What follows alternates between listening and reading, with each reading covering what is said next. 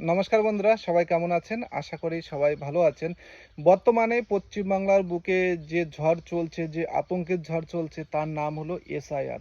SIR এ যতটা মুসলিমরা আতঙ্কে নেই তার থেকে ডবল আতঙ্কে আছেন হিন্দুরা। কারণ তারা ভাবছেন ২০০২ সালের ভোটের তালিকায় যদি আমাদের নাম না থাকে তাহলে আমাদের ভোটার লিস্ট থেকে নাম বাতিল হয়ে যাবে।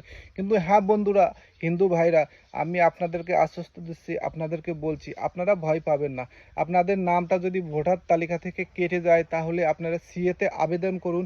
সিএতে আবেদন করলে আপনারা কিন্তু ভারতের নাগরিকত্ব পাবেন। বন্ধুরা, এসআইআর হওয়া খুবই প্রয়োজন, কারণ পশ্চিমবঙ্গের বুকে ভুয়ো ভোটারের পরিমাণ অনেক বেশি। যেমন বাংলাদেশের মুসলমান অনুপ্রবেশকারী আছেন, তেমনি কিন্তু মৃত ভোটার যারা ভোটের আগে জীবন্ত হয়ে যায়, তাদেরকে বাদ দেওয়ার জন্যই কিন্তু এসআইআর চালু করা হয়েছে।